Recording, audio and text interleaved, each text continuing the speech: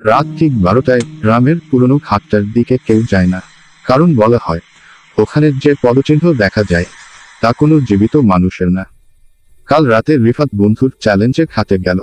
চারদিকে নিস্তব্ধতা, হঠাৎ ঠান্ডা বাতাস কানের পাশ দিয়ে বয়ে গেল।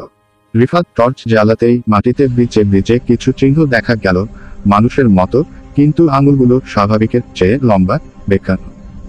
হঠাৎ তার টর্চ নিভে গেল। অন্ধকারে টুপ টুপ করে জলের শব্দ। রিফাত মোবাইলের ফ্ল্যাশ অন করতেই দেখল ঘাটের ওপর দিয়ে নতুন পদচিহ্ন তৈরি হচ্ছে, কিন্তু আশেপাশে কেউ নেই।